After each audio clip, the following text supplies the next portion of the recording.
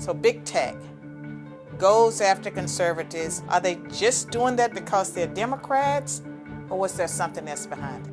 If you resisted the vaccines and you talked about COVID in a way that was not consistent with the government's propaganda, they shut down your account. I am upset, like many of you who are conservative, about big tech censorship.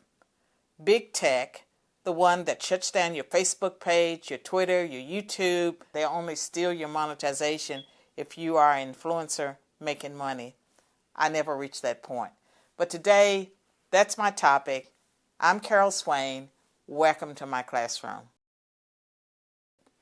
A federal judge in a case, Missouri versus Biden, ruled, and I want to read exactly what he ruled, the collusion between the government and big tech was arguably the most massive attack on free speech in U.S. history. We have the First Amendment to the U.S. Constitution, very First Amendment, the First Amendment, first one you encounter, and it protects our free speech as well as our religion and right to assemble, to get together as groups. And the government, whether it's the Biden administration or any other administration, is prohibited by the Constitution really from colluding with private actors to do something that they are not permitted to do under the Constitution. And so the federal judge ruled against the Biden administration's contacting Facebook, Twitter,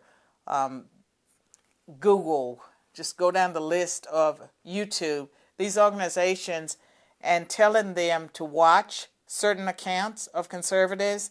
We know that if you are conservative, and I've been a victim of this myself, there are many other topics that the government decided that we could not talk about. And we know that probably the biggest one was that you could not question whether or not Joe Biden won all those states that he presumably won on election night. That was a no-no. One of the things I discovered is that there's a quote of President Joe Biden making a statement that they had created the greatest voter fraud operation in American history. So if you posted that video, you were accused of posting false stories, of spreading disinformation. The internet became a place where if you did not belong to the right political party and have the right stance on issues of importance, if you question the official governmental narrative, you sort of put yourself in the crosshairs. And that's not very American. My Senator Bill Hagerty and Senator Rubio from Florida, J.D. Vance from Ohio, these were among the sponsors of legislation designed to preserve our freedom of speech online. And this legislation has been introduced twice. Democrats have blocked it, but the whole purpose of the legislation is to ensure transparency. What they're doing is they're fighting against the government's effort to bypass the Constitution, to go straight to these big tech companies to shut down the opposition, because if they can shut down the opposition, they will have a one-party system.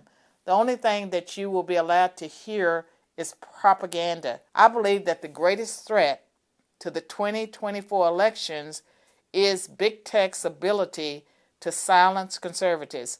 And they're not only silencing us as conservatives, they're also hitting us in the pocketbook. Big tech companies prevent people like me from monetizing our accounts, communicating with our followers, and for people who are well established, they may have millions of followers, they also interfere with their ability to grow, and in some cases they have really hurt people's careers by taking away their ability to monetize their account.